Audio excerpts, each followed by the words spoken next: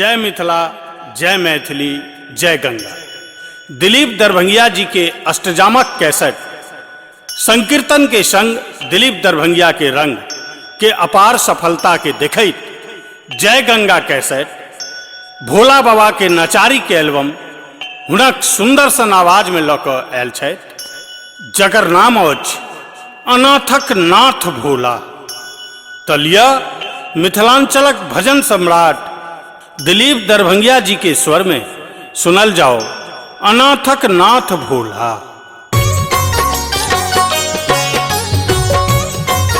अपने सब सुन रहल छी जय गंगा कैसेटक प्रस्तुति।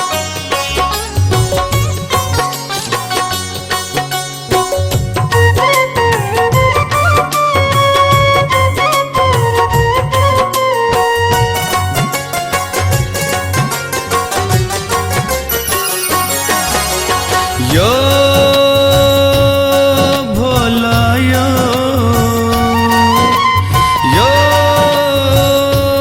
दानियो सुनु यो भोला यो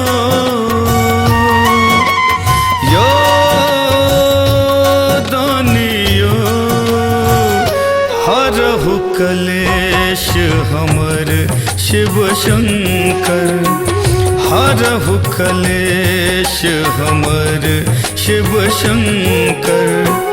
अहिक शरण हम एलो विपदा दूर करु हर बंकर। दुनिया सा घबरेलो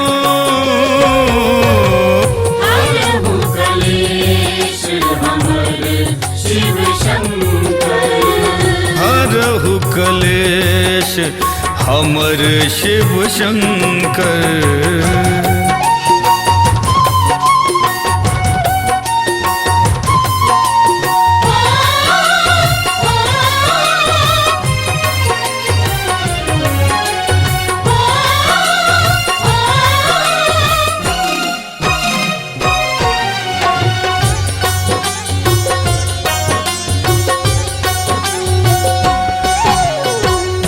हम इस घर एही माया जग में,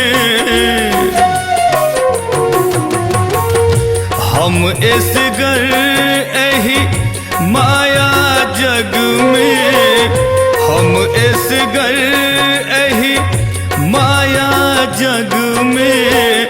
करुण रुदन पसरल पग पग में, करुण रुदन पसरल पग पग में। मौलायल निर्माल जना हम, मौलायल निर्माल जना हम। अहिक चरण के सेबलो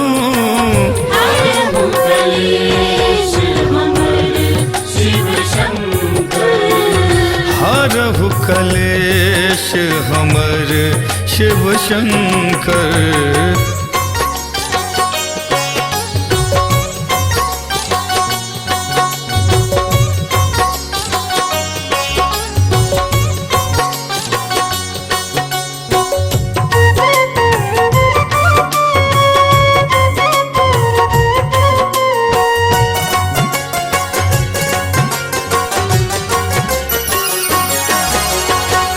भटकी देव घर घुमलौं काशी, भटकी देव घर घुमलौं काशी, भटकी देव घर घुमलौं काशी। आबहु कृपा करहु अविनाशी, आबहु कृपा करहु अविनाशी। देवक देव महादेव छी जो, देवक देव महादेव छी जो। भक्तक मान न रख लो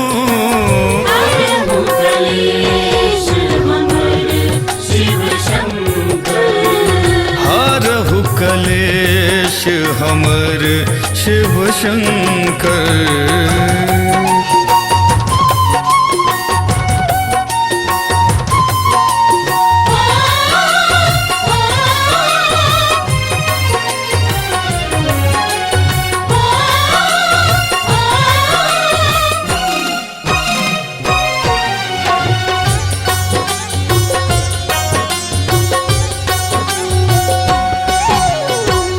पुत्र दरभंगिया अहिक बम भोला, पुत्र दरभंगिया अहिक बम भोला, पुत्र दरभंगिया अहिक बम भोला। हमरा संग किया तखन दुगोला, हमरा संग किया तखन दुगोला। भूतियायल बौराह बनल हूँ, भूतियायल बौराह बनल हूँ। कतऽ अहाँ केने तकलूँ,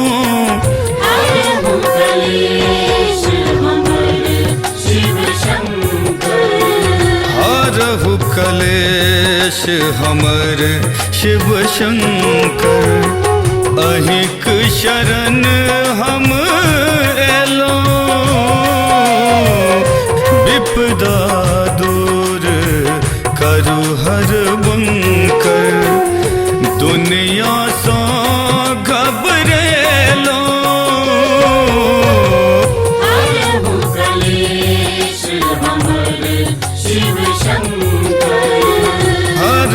कलेश हमर शिव शंकर।